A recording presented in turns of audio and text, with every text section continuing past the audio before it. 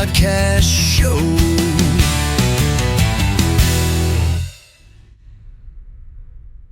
And welcome to the Rich Myers podcast show. Here today I'm with Milton and Simon. What's up? Here we are, man. We are looking forward to your interview, and I'm glad that you got the album and the MP3 that I sent you. Glad to be in touch with you. Okay. I listened to your track. It was pretty awesome. I liked it.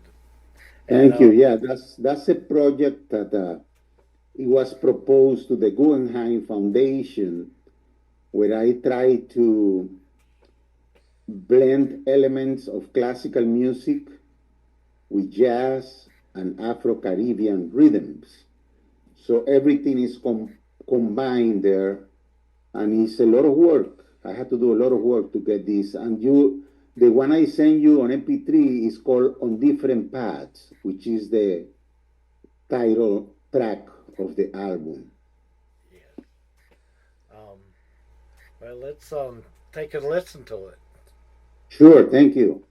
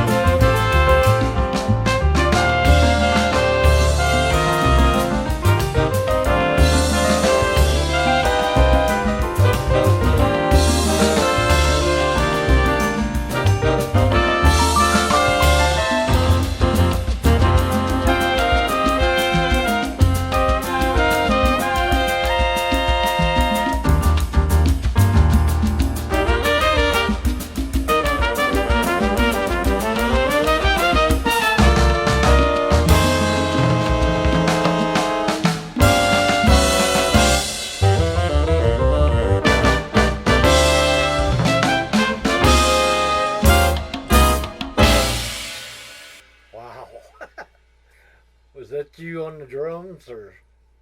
Yeah, well, I recorded the drum set and I wrote the piece. Now you have to consider that the piece is it has it's a 9-piece band. I add classical instruments like the bassoon and the French horn, besides my regular band who uses a trumpet and a tenor.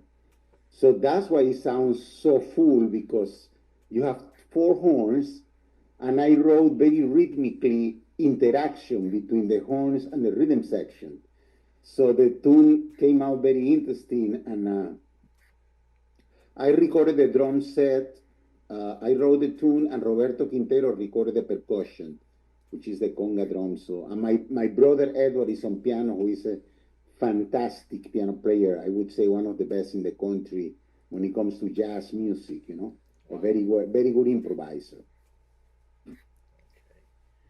Um, do you have any upcoming songs on concerts or what's next? Well, we just, I just finished a very busy month. The month of April was very busy. We were doing some small tours here in Texas. We did a couple of concerts at a place called Axelrad, which is a jazz club in Texas. And then I did 2 nights at the Colin Theater, the Wharton Center, which is one of the most prestigious theaters in Houston. We did 2 nights there, and it was a great experience because I couldn't bring the whole band from New York. I only brought half of the band from New York, and I had to use musicians from Houston. So to combine them for that music was a challenge because, as you can hear, the music sounds easy, but it's not easy at all. It sounds easy, but it's very difficult music to play. So we had to rehearse our butt off, man, to play the concerts, and it came out very good. I have some videos that I'm gonna be putting on my Facebook page of those concerts. And now the lineup for the future, I don't have that much. I'm working in a possible trip to Denmark in Europe to do a little European tour, probably at the end of the summer. So that's all what I'm planning now. Just I've been keeping myself in shape in the instrument, and try to be, truthful to the music.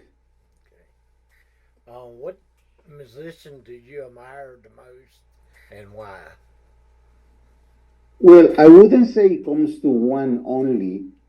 It comes to I always, I grew up in Venezuela in South America, but one day a friend of mine brought a tape, a videotape. You remember when we have those Betamax tapes? Yeah. It was a Betamax tape, man, and he said, "I want you to listen to this."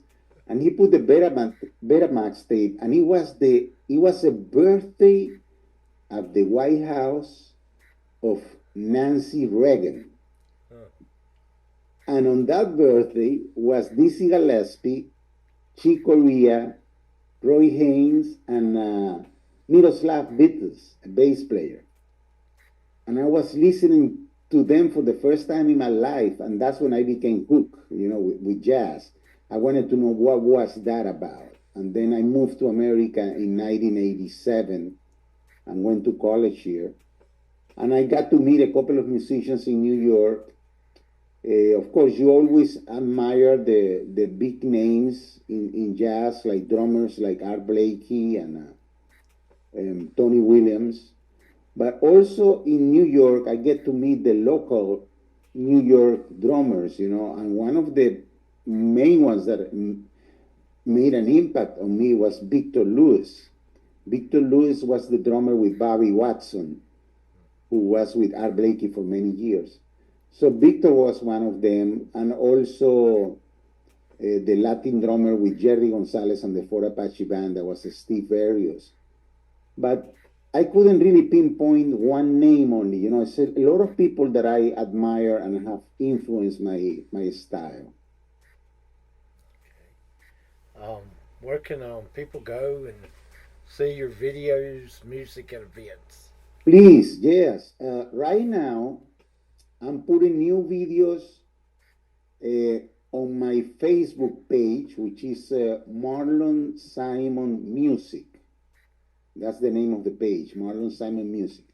Right there, I'm putting some videos of the concerts that I did last month that I mentioned to you. And I put the videos because they're very good quality, and I try to mix the sound the best I could. They can always go to my website if they want to order the CD downloaded or have the CD physically. Is www.marlonsimon.com. And on the website, they can see my schedule, my itinerary, my records previous to on different paths. I have another 6 albums that I did before.